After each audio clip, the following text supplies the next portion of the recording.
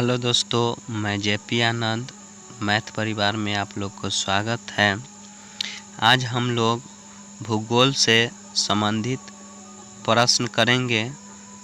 अध्याय नंबर 1 भूगोल एक परिचय है। तो आज हम लोग देखते हैं प्रश्न। ज्योग्राफी शब्द का प्रयोग सर्वप्रथम ग्रीक विद्वान एस्थेनीज ने किया, जिस कारण इन्हें भूगोल का पिता कहा जाता है।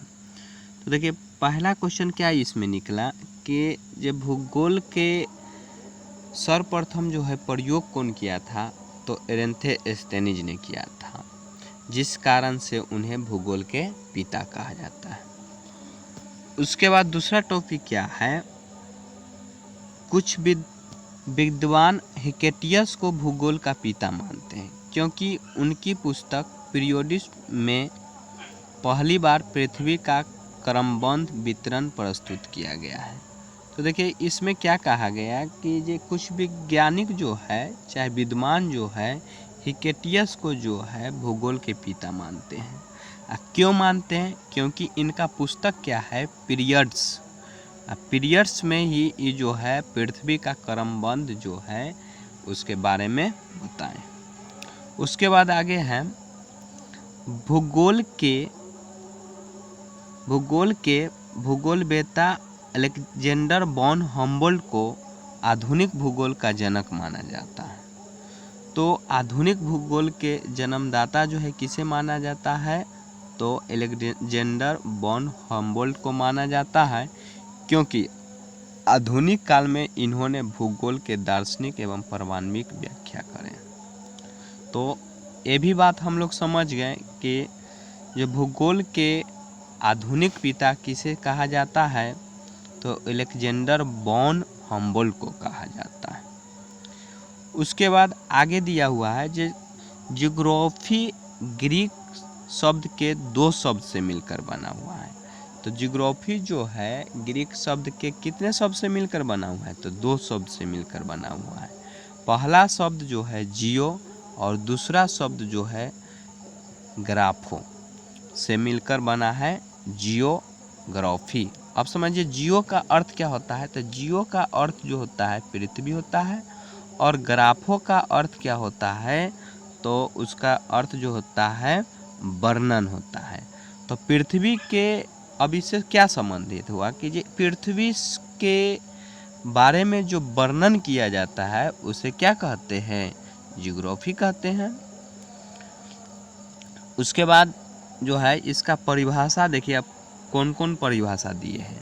अब देखिए, इससे संबंधित परिभाषा जो है दिए हैं स्ट्रेम्बो नामक वैज्ञानिक। ये क्या कहे हैं, कि पृथ्वी पर उपस्थित आकाशीय पिंड, जैसे आकाशीय पिंड क्या क्या होता है इसे समझिए, सागर हुआ, और नहीं, आकाशीय पिंड जो हो गया, जैसे कहने का मतलब सूरज हुआ, पृथ्वी हुआ, उससे संबंधित चंद्रमा हुआ, और ऐसे अगर जैसे सागर उगर लेते हैं तो सागर, स्थलखंड, झील, जलपात, मानवीय क्रियाकलाप आदि के बारे में जो है हम पढ़ते हैं उसे भूगोल कहते हैं।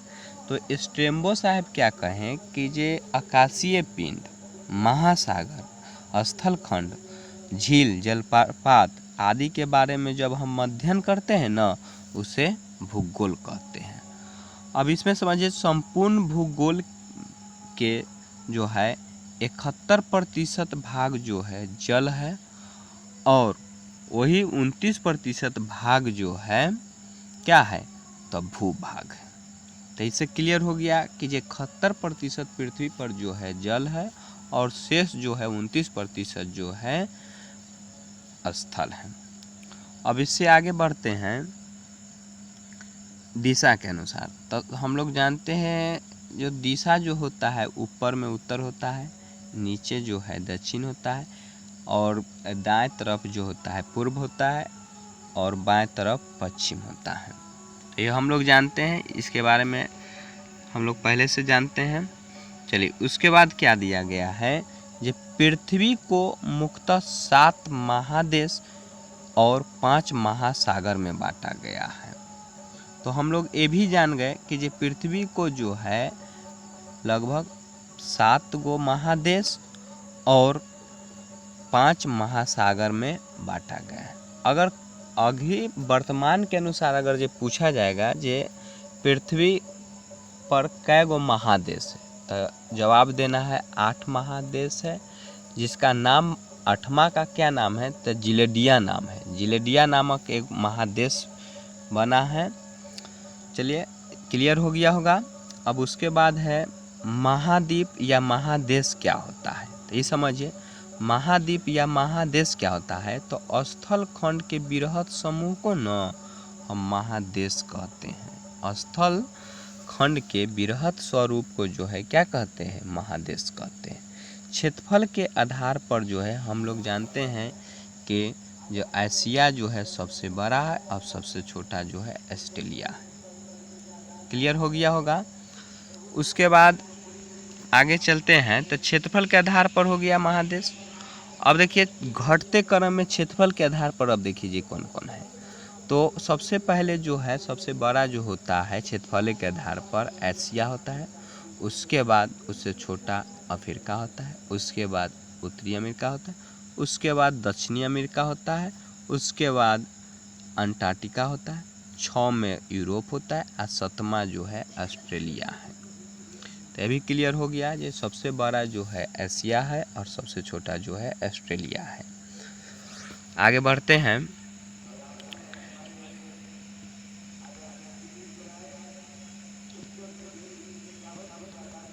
आगे लिखा गया है अंटार्कटिका महादेश पर मानव नहीं निवास करता है। अब इससे क्या सिद्ध हुआ कि जो अंटार्कटिका महादेश पर मानव जो है निवास नहीं करता है। इसका मतलब समझते हैं, क्योंकि यहाँ जो है ना पूरा बर्फ और जल से ही जो है घिरा हुआ है, इसलिए जो इसमें जो है मानव निवास नहीं कर सकता है। उसके बाद लिखा गया है विश्व के सभी देश अंटार्कटिका महादेश पर अपना अनुसंधान संस्थान खोले हुए हैं, जिस कारण इस महादेश को अनुसंधान महादेश भी कहा जाता है। चलिए अब समझिए जे ये क्या है। तो हमारे भारत का जानते हैं कि हमारे भारत का अनुसंधान जो है दक्षिण गंगोत्री है, जो कहाँ है, अंटार्कटिका में है। मैत्री भी है और भारती भी है। तो 3 गो जो है हमारे भारत के जो है अनुसंधान है जो अंटार्कटिका में अवस्थित है। उसके बाद हम लोग जानते हैं महासागर। तो महासागर क्या होता है इसे समझिए। जलीय भाग के विस्तृत रूप को ना महासागर कहते हैं। जल के विस्तृत रूप को क्या कहते हैं, महासागर कहते हैं। अब महासागर की कुल संख्या कै गो है, तो याद रखिएगा 5 गो है महासागर। अब महासागर में सबसे बड़ा महासागर जो है प्रशांत महासागर है और सबसे छोटा महासागर जो है अंटार्कटिका महासागर है। तो क्लियर हो गया होगा। ये महासागर किसे कहते हैं, तो महासागर जल के सबसे बृहत समूह को महासागर कहते हैं। और महासागर की कुल संख्या कै गो है, तो 5 गो है। और सबसे बड़ा महासागर जो है प्रशांत महासागर है और सबसे छोटा महासागर अंटार्कटिका महासागर आर्कटिक महासागर आर्कटिक महासागर है। चलिए अब महासागर के नाम जान जाते हैं कौन कौन है ऐसे। तो 1 में प्रशांत महासागर, उसके बाद अटलांटिक महासागर दूसरा में, उसके बाद 3 में हिंद महासागर और 4 में जो है अंटार्कटिक महासागर और 5 में जो है आर्कटिक महासागर होता है। क्लियर हो गया होगा। चलिए आगे बढ़ते हैं। आगे लिखा गया है कि भारत एशिया महादेश के दक्षिण भाग में तथा हिंद महासागर के शीर्ष भाग में स्थित है। समझिए कि ये भारत जो है एशिया महादेश के दक्षिण में स्थित है। समझिए जो एशिया महादेश जो है, मान लेते हैं जी एशिया महादेश है और एशिया महादेश है, तो ये जो है एशिया महादेश है। अब इसके दक्षिण भाग, तो ये नीचे वाला भाग हुआ। अब दक्षिण भाग में जो है अपना जो है भारत जो है स्थित है। भारत स्थित है। हिंद महासागर यहाँ है, नीचे है, उसके नीचे है। तो हिंद महासागर के शीर्ष पर है स्थित, एशिया महादेश के नीचे स्थित है, मतलब कहने का मतलब दक्षिण में स्थित है। तो ये भी समझ गए होंगे। हमारे देश को जो है हिंदुस्तान के नाम से जाना जाता है। तो पहले समझिए जे इसको नाम पहले क्या था, तो पहले सिंधु था, सिंधु से बना हिंद, हिंदू से हिंदू, तब जो है हिंदुस्तान बना। चलिए आगे बढ़ते हैं। आगे लिखा गया है भारतीय संविधान के अनुच्छेद 1 के तहत भारत को 2 संवैधानिक नाम दिया गया है, इंडिया और भारत। लेकिन भारत को कई नाम, जैसे कहने का मतलब जम्मू द्वीप, आर्यावर्त, हिंदुस्तान आदि के नाम से जाना जाता है। तो हम ये भी समझ गए कि जो संविधान में एक में जो है, संविधान के अनुच्छेद 1 में जो है क्या चर्चा किया गया है, भारत को संवैधानिक 2 नाम दिया गया है, एक में इंडिया और 2 में जो है भारत दिया गया है। तो याद हो गया होगा, जो 1 में इंडिया और 2 में भारत। और भारत को जो हम लोग जानते हैं कि अनेकों नाम से पुकारा जाता है, जैसे जम्मू द्वीप, आर्यावर्त, इंडिया, हिंदुस्तान, समझे। चलिए अब आगे बढ़ते हैं। आगे कुछ जान जाते हैं, जो भारत का एक परिचय जान जाते हैं। देखिए इसमें भारत हमारा देश है, ये बात जानबे करते हैं। इसको कई नाम से पुकारा गया है, तो देखिए इसमें आर्यावर्त, जम्मू द्वीप, भारतवर्ष, हिंदुस्तान, इंडिया के नाम से जाना गया है। भारत की राजधानी कहाँ है, तो नई दिल्ली है। ये भी जान गए कि जो भारत की राजधानी कहाँ है, नई दिल्ली है। राज्य की संख्या कितनी है, तो 28 गो है। केंद्र शासित प्रदेश की संख्या कितनी है, तो 8 गो है। तो समझ गए होंगे, जो भारत मेरा देश है तो उसका अन्य नाम क्या है, तो आर्यभट्ट है, जम्मू द्वीप है, भारतवर्ष है, हिंदुस्तान है, इंडिया है। अब भारत की राजधानी कहाँ है, तो नई दिल्ली है। राज्यों की संख्या कै गो है इसमें, तो 28 गो है। और केंद्र शासित प्रदेश की संख्या कै गो है, तो 8 गो है। भौगोलिक स्थिति अब समझिए, जब भौगोलिक स्थिति जो है किधर से किधर है, तो भौगोलिक स्थिति हम लोग जानते हैं जो उत्तरी पूर्वी गोलार्ध में स्थित है। तो उत्तरी पूर्वी गोलार्ध में ये जो है स्थित है, कौन, भारत स्थित है। उसके बाद ज्यामितीय आकृति क्या है, तो चतुष्कोणीय है। चतुष्कोणीय कहने का मतलब चारों तरफ से कोना टाइप के बना हुआ है। तो भारत हम लोग जानते हैं, जब भारत देखिए ऐसा चित्र होता है, और भारत का ऐसा चित्र होता है, समझ गए, ऐसी सेम होता है भारत का चित्र। तो ये चारों तरफ से कोना देख रहे हैं, इधर भी है कोना, इधर भी है कोना, इधर भी कोना है, और इधर भी कोना है। और इसमें अब समझिए कि ये कोना है। चलिए आगे बढ़ते हैं। अक्षांशीय पिंड माने विस्तार जो है कितना है, तब भारत का अक्षांशीय विस्तार जो है उत्तर में जो है, ध्यान रखिएगा, 8 डिग्री से 4 मिनट है अक्षांश, और 37 डिग्री से 6 मिनट उत्तरी अक्षांश है। और देशांतरीय विस्तार कितना है, तो ध्यान रखना है, ये 68.68 डिग्री से 7 मिनट पूर्वी देशांतर, और 97 डिग्री से 25 पूर्वी देशांतर।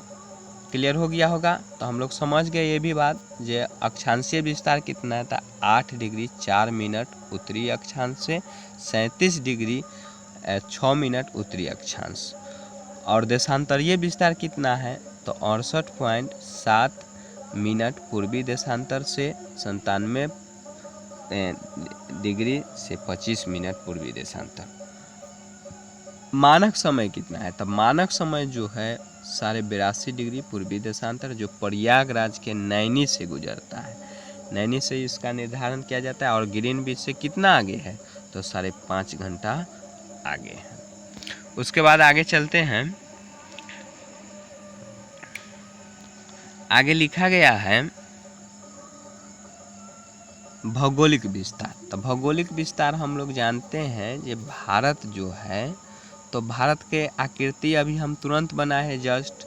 देखिए जो भारत जो है ऐसा होता है और भारत ऐसा होता है, तो इसमें चतुष्कोणीय आया है और चतुष्कोणीय आया है, समझिए ये भारत है। तो भारत है तो ये ऊपर जो होता है उत्तर होता है, ऊपर क्या होता है उत्तर होता है, और नीचे दक्षिण होता है, इधर पूरब होता है और इस साइड जो है पश्चिम होता है। तो उत्तर से दक्षिण की लंबाई जो होता है 3214 किलोमीटर होता है। कितना होता है 3214 किलोमीटर है।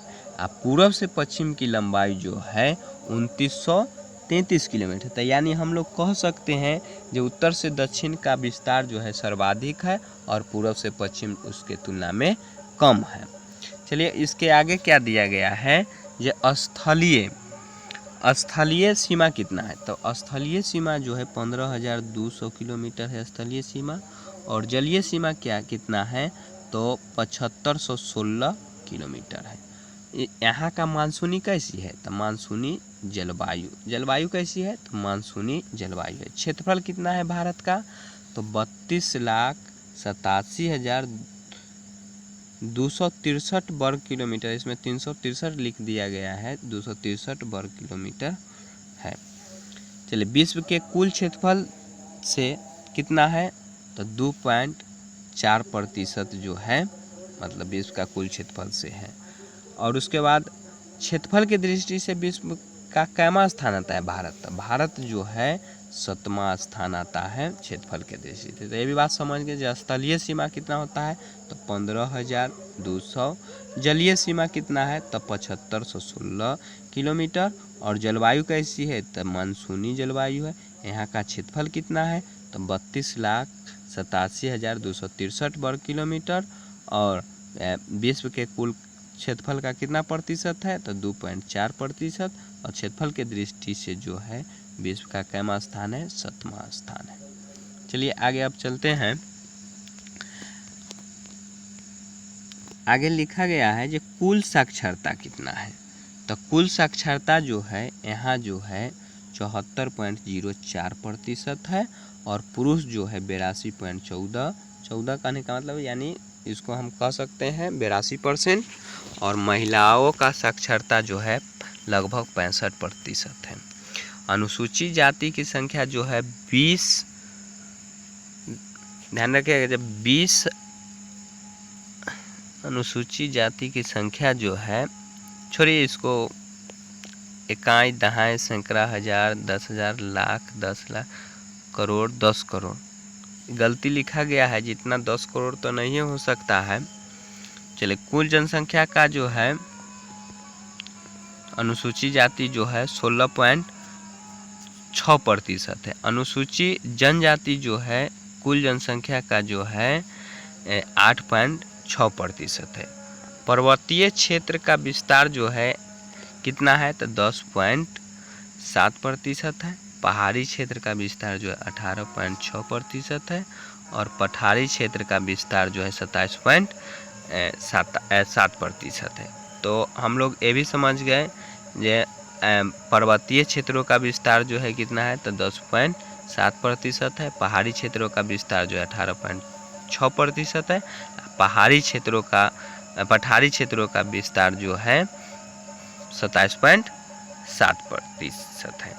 मैदानी क्षेत्र का जो है 43% है। उसके बाद आगे चलते हैं। जो भारत जो है, भारत वो टोटल पहले तो ये समझिए कि भारत जो है से जो है कौन सा रेखा गुजरता है, तो भारत से जो है कर्क रेखा गुजरता है, और कर्क रेखा जो है बीचों बीच गुजरता है, जो 8 राज्यों को जो है ये काटता है। इसका कोडिंग क्या है, मित्र पर गमछा झार। मित्र से ध्यान रखना है, मी से होता है मिजोरम, और त्र से होता है त्रिपुरा। मित्र पर से होता है, प से हो गया पश्चिम बंगाल, और र से हो गया राजस्थान। तो मित्र पर गमछा से देखिए ग से हो गया गुजरात, और म से क्या होगा तो याद रखना है मध्य प्रदेश, और छा से छत्तीसगढ़, और झार से झारखंड। तो हम लोग ये भी समझ गए ये इसका कोडिंग क्या होता है, 8 राज्यों का कर्क रेखा से गुजरने वाला, तो इसका कोडिंग होता है मित्र पर गमछा झार। उसके बाद अंतर्राष्ट्रीय सीमा वाले राज्य और केंद्र शासित प्रदेश। तो अंतर्राष्ट्रीय सीमा जो है 18 गो राज्य एवं केंद्र शासित प्रदेश से जो है ये सीमा बनाता है। तेल शोध कारखाना की संख्या कै गो है यहाँ, तो 23 गो जो है तेल शोध कारखाना की संख्या है। राष्ट्रीय राजमार्ग की संख्या कितना है, तो याद रखिएगा 2021 के अनुसार 948 है। और बंदरगाह की संख्या, बड़े बंदरगाह जो है ध्यान रखना है 13 गो है, और छोटे लगभग जो है 200 के करीब है। यहाँ का राष्ट्रीय पशु क्या है, तो बाघ है। और विरासत पशु क्या है, तो हाथी है। उसके बाद राष्ट्रीय पक्षी क्या है, तो यहाँ का जो है राष्ट्रीय पक्षी मोर है। और राष्ट्रीय वृक्ष क्या है, तो बरगद है। याद हो गया होगा। ये राष्ट्रीय पक्षी क्या है, तो मोर है। राष्ट्रीय वृक्ष क्या है, तो बरगद है। राष्ट्रीय पुष्प क्या है, तो कमल है। राष्ट्रीय पुष्प क्या है, कमल है। राष्ट्रीय चिन्ह क्या है, तो अशोक स्तंभ है। थैंक यू, धन्यवाद। अगर वीडियो आप लोग को अच्छा लगा होगा तो चैनल को सब्सक्राइब करें और दोस्तों के साथ शेयर करें।